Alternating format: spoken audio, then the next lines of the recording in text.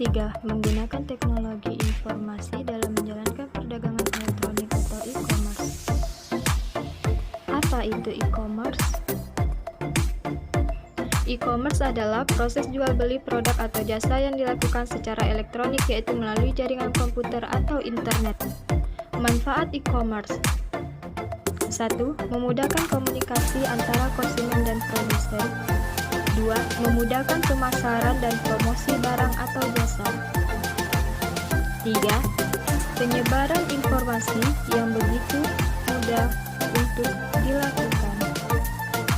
Manfaat-manfaat yang diharapkan dari e-commerce: 1. Perbaikan layanan pelanggan sebelum, selama, dan setelah penjualan. 2. Perbaikan hubungan dengan pemasok dan komunikasi keuangan.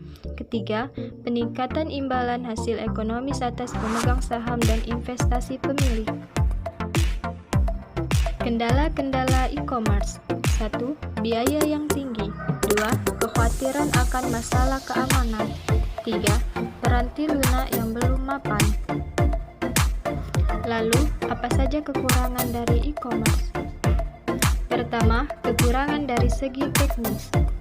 Kedua, kekurangan dari segi non-teknis. Kekurangan dari segi teknis: 1. Jika implementasi buruk, maka dapat terjadi kelemahan keamanan, keandalan, dan standar sistem yang ada. 2. Perubahan atau perkembangan industri perangkat lunak sangatlah cepat. 3. Kesulitan dalam integrasi sistem. Kekurangan dari segi non-teknis: pertama, mahalnya pembuatan atau pembangunan sebuah sistem e-commerce. 2. Tingkat kepercayaan pelanggan yang kurang terhadap situs e-commerce. 3. Sulitnya untuk memastikan keamanan dan privasi dalam setiap transaksi secara online. Jenis-jenis e-commerce: pertama, business to business. Kedua, business to consumer. Ketiga, consumer to consumer. Keempat, consumer to business. Kelima, business to administrasi. Keenam, consumer to administrasi. Ketujuh, online to offline. 1. Business to business. B2B e-commerce meliputi semua transaksi elektronik barang atau jasa yang dilakukan antar perusahaan. 2. Business to consumer adalah jenis e-commerce antara perusahaan dan konsumen. Hal ini sesuai dengan bagian retail dari e-commerce yang biasa dioperasikan oleh perdagangan retail tradisional.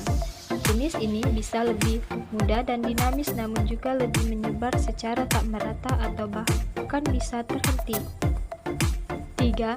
Consumer to consumer merupakan jenis e-commerce yang meliputi semua transaksi elektronik barang atau jasa antar konsumen.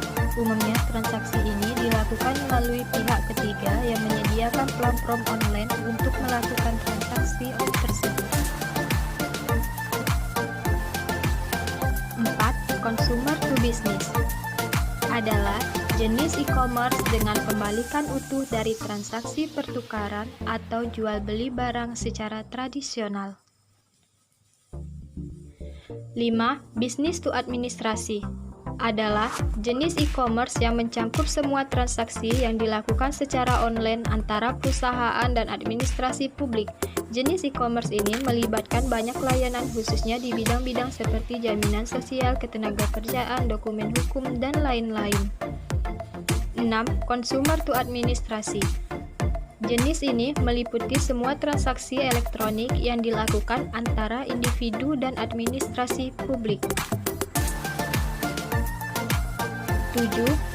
Online to offline adalah jenis e-commerce yang menarik pelanggan dari saluran online untuk toko fisik. Online to offline mengidentifikasikan pelanggan di bidang online seperti email dan iklan internet, kemudian menggunakan berbagai alat dan pendekatan untuk menarik pelanggan. Sistem interorganisasional adalah strategi di mana unsur-unsur yang ada dikaitkan dengan transmisi data elektronik.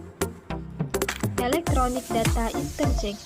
Pertukaran data elektronik adalah proses transfer data yang terstruktur dalam format standar yang disetujui dari satu sistem komputer ke komputer lainnya dalam bentuk elektronik. Apa hubungan iOS dengan ADI? Hubungannya yaitu ADI adalah implementasi dominan dari suatu iOS. Lebih dari 2/3 konsumer dilaksanakan dengan ADI jika dibandingkan dengan iOS.